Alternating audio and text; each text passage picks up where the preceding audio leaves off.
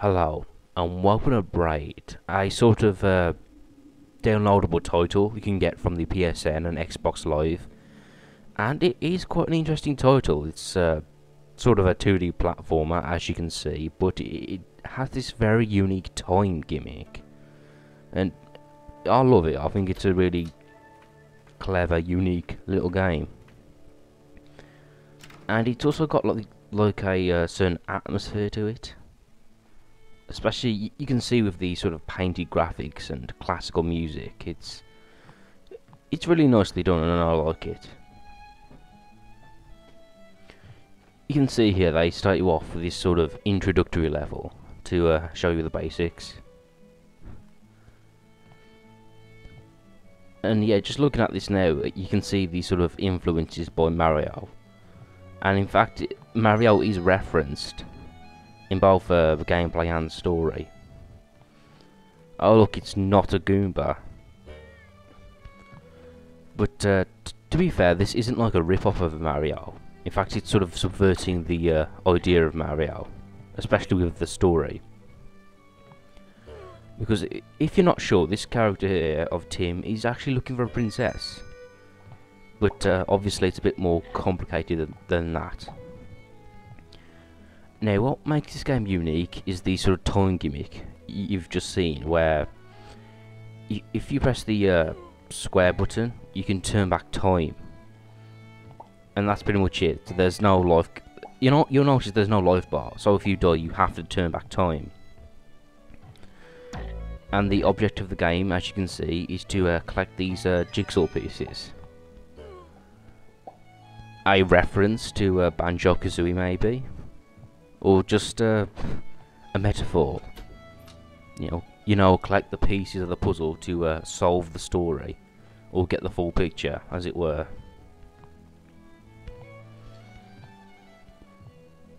Now, you can see here a sort of mechanic they use is the collect a key thing, but and that's a large portion of this game, because it's actually quite puzzle based. And in fact, at some points it gets really puzzle based, and you'll be scratching your head wondering how to solve these.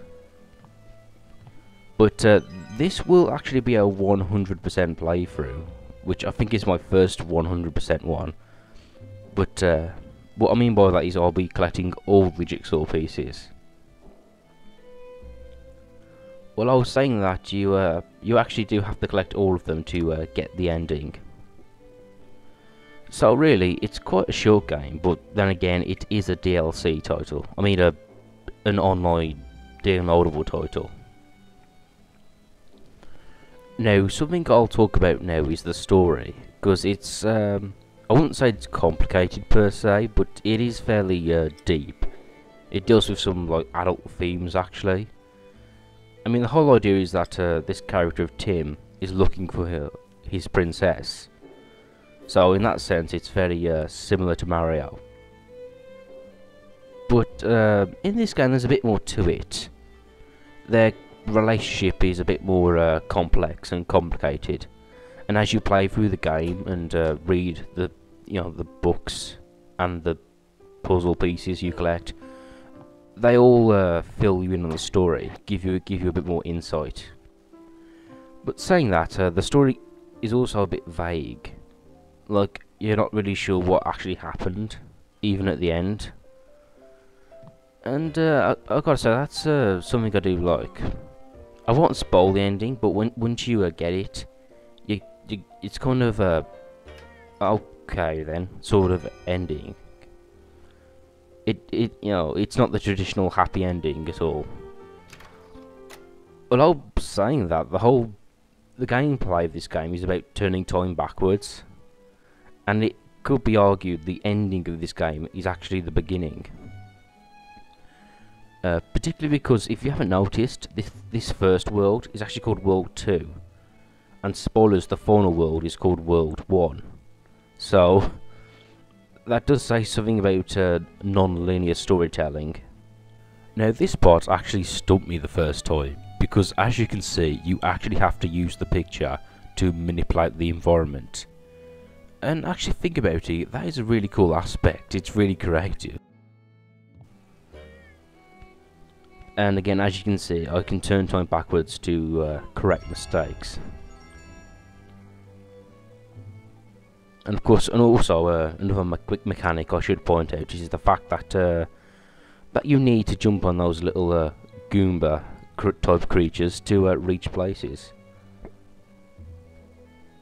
And of course, if you bounce on 2 in a row, you get higher up. So yeah. Well, I was saying that something about the controls of this game is that it's not like Mario, where the faster you run, the higher and longer you jump.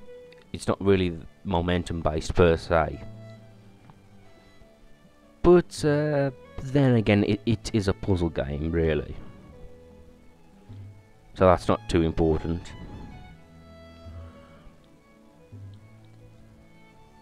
Now, something about the theme of this world, World 2, as it's called, is that it's sort of a green and grassy. It's got sort of a whimsical violin track. And yeah, I think this is meant to show the beginning of their relationship when they were happy. Obviously. And you can see here, this image depicts a happier scene. Speaking of which, you see that cloud at the top in that level? I have no idea what it does. And I've never been able to get up there, so I'm not sure if it's a secret or if that one cloud has a purpose, but oh well.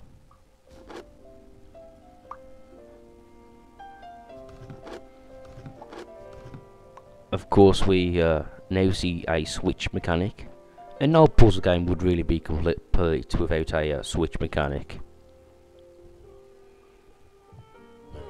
You know, I can't remember where I saw it, but I think there was a list of the most useless video game enemies.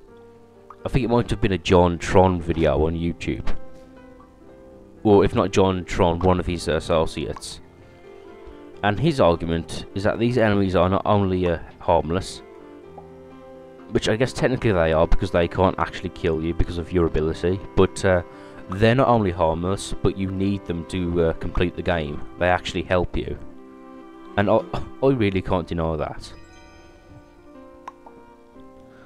And like before, I was expanding with the story. The similarities between Mario is no coincidence. I think they're trying to put a different spin on the whole Rescue the Princess story. So I wouldn't say it's ripping Mario off or being unoriginal. It's actually using our perception of Mario to tell a different story. So yeah. And this game is really well loved by critics. I've heard some people call it boring in some reviews, but it's a puzzle game, so I guess you can't please everyone. But yeah, it's really well loved for I suppose its atmosphere, its unique gameplay. Although I say unique, Prince of Persia has obviously done something like this before, but I don't know, this still seems a bit more original. Probably because it's what it's doing with the gimmick. It's very creative. Anyway, that was World 2 complete. I'm just going to finish off the jigsaw puzzle piece. And yeah, I hope you'll join me for the next part, where we'll be doing World 3.